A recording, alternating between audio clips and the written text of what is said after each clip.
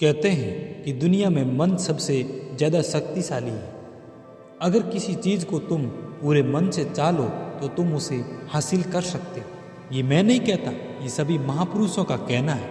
लेकिन अगर ये सत्य है, सच है, तो हम अपने मन से चाहते हैं वो हमें हासिल क्यों नहीं होता है। वही कोई भी इंसान अपने मन में दुख तो नहीं चाहेगा, लेकिन वो रहता तो दुखी है। हर इंसान अपने मन में तो कामयाब होना चाहता है, खूब पैसा कमाना चाहता है, लेकिन फिर भी वो कामयाब नहीं हो पाता है। भला ऐसा दुनिया में कौन इंसान होगा जो अपने मन में यह चाहेगा कि मैं नाकामयाब रहूं या मैं पैसा ना कमाऊं। सोचने की बात है। तो इसमें दो चीज़ें निकल के सामने आती हैं। या तो वो महापुरुष गलत हैं जिन्होंने ये बात बोली कि मन से चाही हुई चीज़ हासिल हो जाती है, लेकिन फिर हम गलत हैं। आज की कहानी में आपको सुनाने वाला हूँ, उसमें आपको एक ऐसा मंत्र मिलेगा जिस मंत्र को समझ के आप मन में ही चाहेंगे कि चीज़ कैसे हासिल की जा सकती है, मन में किसी भी बात का बीज कैसे बोया जाता है। तो इस कहानी से आपको अच्छी तरह से समझ में आ जाएगा और इससे आप ये भी समझ पाएंगे कि आकर्षण का नियम, लॉ ऑफ अट्रैक्शन कैसे काम करता है। इस छोटी सी कहानी है लेकिन बहुत सी गहरी है। इससे पहले कि आप इस कहानी में खो जाएं, इस चैनल को सब्सक्राइब जरूर कर लें। तो चलिए कहानी की शुरुआत करते हैं। बुद्ध कहते हैं, ध्यान करो, अपने प्रत्येक कार्य को ध्यानपूर्वक देखो और समझो कि ध्यान वही मार्ग है जो हमारे समझ का विकास करता है और वो बातें हमें समझ में सहायता करती हैं।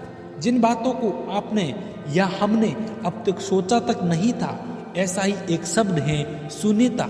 आप सभी ने सुना होगा कि ध्यान करने से हम अपने विचारों पर विजय प्राप्त कर लेते हैं, जिससे विचार खत्म हो जाते हैं और एक शून्यता की स्थिति उत्पन्न हो जाती है और इसी स्थिति में ज्ञान की प्राप्ति भी होती है। लेकिन ये कैसा ज्ञान है जिसके पीछे हम भागते जा रहे हैं? क्या हम सब अज्ञानी हैं? और यही सही है, हम सभी अज्ञानी ही तो हैं। हमने कितनी भी उच्च शिक्षा प्राप्त क्यों न की हो, लेकिन वो ज्ञान भी हमें ज्ञानी नहीं बनाता, क्योंकि वो ज्ञान हमें बाहर की तो पूरी जानकारी देता है, लेकिन हमारे पास भीतर की कोई जानकारी नहीं होती है। इस दुनिया में अनेक जटिल चीज़ें हैं और सबसे ज़्यादा जटिल है मनुष्य का मन। और इस मन को आप बाहरी ज्ञान से नहीं समझ सकते हैं। यही मन हमें दुनिया में मान, सम्मान, पद और विख्यात या कुविख्यात बनाता है। ये कह सकते हैं कि मन ही पद, सम्मान, ख्याति सब प्राप्त करता है और अपमान भी सहता है। ये सब हासिल करने वाला ये मन ही है। हम सब नाम मात्र के लिए ही रहते हैं और ये बातें हमें कभी समझ नहीं आती। ये सभी बातें अनेकों किताबों में लिखी हैं, कितने ही अज्ञानी पुरुषों ने कहा भी, और शायद ये बात आप जानते भी हैं कि पाप हो या पुण्य, सभी कार्य मन ही करवाता है। लेकिन फिर भी हम इसे नहीं समझ पाते, क्योंकि समझने के लिए हमें ये सब देखना होता है। जब हम किसी चीज़ को नहीं देखते तब वह समझ में नहीं आती। देखने के लिए ध्यान देना जरूरी होता है। जब तक हम किसी चीज़ पर ध्यान नहीं देंगे तब तक वो अपने समझ में नहीं आएगी। ध्यान देने के लिए भी जागृति होना आवश्यक है, जागृत होना आवश्यक है। ये एहसास होना जरूरी है कि कुछ तो है जो समझ से बाहर है, उसे समझना जरूरी है। जब तक आप किसी चीज़ से झगड़ा होता है, आपकी पत्नी से, बहन से, कोई से भी या किसी दोस्त से, तब आप क्या करते हैं? यदि आप उसे कुछ नहीं कह पाते हैं तो अपने क्रोध को किसी निर्जीव वस्तु पर निकाल देते हैं, चीज़ें तोड़ देते हैं और उठकर उसे फेंक देते हैं। जो लोग थोड़े भी जागृत हैं, वो अपनी हर परिस्थिति को देख लेते हैं। वो देख लेते हैं कि क्रोध कर रहे हैं, या ये भी देख लेते हैं कि उस क्रोध के बस में निर्जीव वस्तु को तोड़ रहे हैं। वह यह भी देख लेते हैं कि इससे केवल उसका स्वयं का नुकसान होगा, इसमें किसी का थोड़ा सा भी नुकसान नहीं है। यह केवल थोड़ी सी समझ की हम अपने कार्य को केवल ध्यानपूर्वक देख लें। इतना ध्यान करने से ही समझ बढ़ती है और हम ध्यान जागृति की तरफ अग्रसर होते हैं। लेकिन इस दुनिया में कुछ ऐसे भी लोग हैं जो इस दुनिया में इतने व्यस्त हैं कि वो ये देखें कि क्रोध व प्रेम वो क्यों कर रहे हैं। और नासमझी का आलम इतना है कि लोग रुपया पैसा कमाने में ही पूरी जिंदगी गुजार देते हैं। ये जीवन एक बार मिलता है और आप एक ही जीवन को देख पाएंगे। अगर जीवन मिलेगा या नहीं आप नहीं जानते, या पिछला जीवन आपको मिला था या नहीं ये भी आप नहीं जानते हैं, तो आप जीवन जैसे कीमती चीज को आप पहचान नहीं रहे हैं। आप केवल रुपए पैसे के पीछे भाग रहे हैं।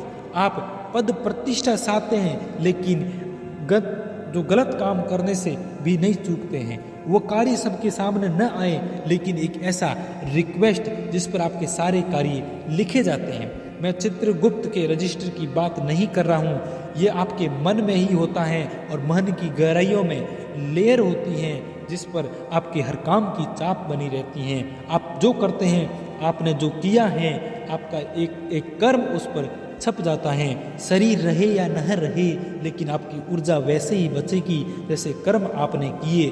क्या आपने कभी सोचा, मन को देखने की कोशिश की, कार्य को देखने की कोशिश की कि अगर की है तो आप ध्यान की ओर अग्रसर हैं। भले ही आप किसी ध्यान की विधि का इस्तेमाल नहीं कर रहे हैं, आप आंखें बंद करके नहीं बैठे, ध्यान नहीं कर रहे हैं, सांसों पर ध्यान नहीं दे रहे हैं, किसी कुंडली जागरण के पीछे भी नहीं पड़े हैं, लेकिन आप केवल अपने मन को देखने की कोशिश करते रहते हैं। यदि आप अपने व्यवहार को समझने की कोशिश करते हैं तो आप ध्यान के मार्ग पर आगे निकल चुके हैं। धीरे धीरे वो ध्यान भी आप में उतरने लगेगा। जिस ध्यान पर लोग आसन लगाकर बैठकर ढूंढते हैं, रास्ते अलग अलग हैं पर मंजिल एक ही है। स्वयं के अस्तित्व को जानना और स्वयं के बारे में जानने में सबसे बड़ी रुकावट हमारा मन ही है। मन को जानने में इसके कई हिस्से हैं। पहला मन वही है जो आप स्वयं हैं। ये समझने वाली व्यक्तित्व आपका मन ही है जो प्रत्यक्ष रूप से दिखाई देता है। इस मन के पीछे कुछ है तो वो थोड़ा अहंकार है। ये मन का वह रूप है जो सीधे तरह से दिखता तो नहीं है, लेकिन आपके मन का चित्रण यही करता है। थोड़ा ध्यान देने पर आप इसे महसूस भी कर पाएंगे।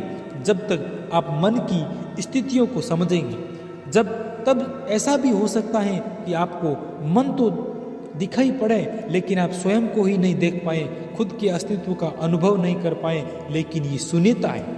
क्या इसे समझना थोड़ा मुश्किल है, क्योंकि ये अनुभव की चीज है। कुछ स्थितियां ऐसी होती हैं जिनको अनुभव किए बिना जाना नहीं जा सकता।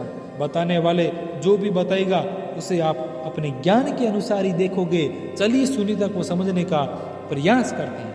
एक पिता जो अपने पुत्र के कारण बहुत परेशान है, दुखी है, क्योंकि उसके सामने एक ऐसी परिस्थिति है या स्थिति है जिस वजह से वो नहीं समझ पा रहे हैं कि उसे क्या करना चाहिए। वो जो भी करने की सोचता है उसे गलत ही नजर आता है। तब वो ऐसा रास्ता निकाल पाएगा जिससे उसकी समस्या का हल हो। वो रास्ता निकल सकता है केवल शून्यता से, एक ऐसी स्थिति से जहाँ पिता न हो और वो समस्या उसकी पुत्र की न हो। आप किसी बड़ी समस्या में खड़े हैं, आपको कोई हल नहीं समझ आ रहा है, तो आप अकेले में जाएं और फिर उसे समस्या के बारे में सोचें, लेकिन वहाँ से खुद को विदा कर दें। अर्थात उस समस्या से उत्पन्न चिंता से, उस समस्या के होने वाले परिणाम से जिससे आपका निर्माण हुआ है, उसे स्वयं को जाने दें और ऐसा सोचें कि कोई समस्या ही नहीं। तब आपका व्यक्तित्व जो उस समस्या से बना हुआ था वो खत्म हो जाएगा। तब आप उस समस्या को भली भांति समझकर उसका निवारण कर पाएंगे। लेकिन यह भी तभी मुमकिन है जब आप उस व्यक्तित्व को समस्या से खत्म कर देंगे। अर्थात आप खुद को जाने दें और शून्य होने दें। यही कुछ उस शून्यता में भी होता है जहाँ हम अपने अस्तित्व को खोज रहे होते हैं, वहाँ भी हम नहीं होते हैं। यानी हमारा मन नहीं होता है। जिससे इस संसार में हमारा अस्तित्व बना हुआ होता है वह वहाँ नहीं होता। मस्तिष्क केवल जागृति की अवस्था में ही होता है, उसमें शुरू से कोई हलचल नहीं होती, वो केवल स्वीकार्य स्थिति में होता है। यानी कि जो घट रहा है, क्योंकि मस्तिष्क जो केवल स्वीकार्य की स्थिति में होता है, वहाँ देखने का कार्य कोई नहीं करता, वहाँ देखने के लिए कोई नहीं है। वहाँ अनंत शून्य, ऐसा शून्य जो खत्म नहीं होता, एक छोटा सा संबंध आपके मन और मस्तिष्क के बीच बना रहता है। क्योंकि आपके मन की बहुत गहराइयों में आपका अस्तित्व छुपा होता है और वही अस्तित्व मस्तिष्क की स्वीकार्य स्थिति में उजागर होता है। ऐसा नहीं कि इस कार्य को कोई करता है, ये कार्य स्वयं से हो जाता है और वो संबंध जो आपके मन और मस्तिष्क के भीतर है वो टूट जाता है।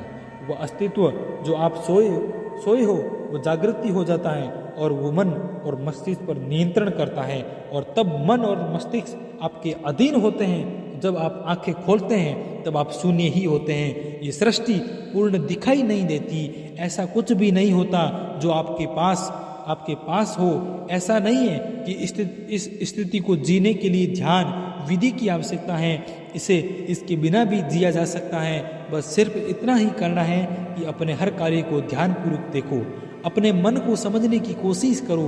देखो कि क्या तुम खुश हो जाते हो, क्यों तुम दुखी हो जाते हो। जब तुम दुखी होते तब दुख तुम्हारे भीतर ही होता है, तब फिर क्यों वो हमें बाहर की तरफ दिखाई देता है। और जब तुम खुश होते हैं तब भी खुशी भी तुम्हारे भीतर ही होती है, तब क्यों वो खुशी तुम्हें बाहर चारों तरफ दिखाई देती है। क्यों नहीं तुम अपने भीतर की ओर देखते हो, क्यों नहीं तुम अपने भीतर की ओर देखते हो, क्योंकि बाहर का वातावरण तो सबके लिए एक समान होता है, फिर भी वो सबको क्यों अलग अलग नजर आता है। मस्तिष्क बहुत ही शक्तिशाली है, उसमें जो बात बैठ जाती है वो सही हो या न हो, सत्य हो या असत्य हो, वो आपको दिखाने में सक्षम है। इसलिए संपूर्ण ध्यान से चीजों को समझो। दोस्तों, आपने क्या सीखा कमेंट करके हमें ज़रूर बताएं।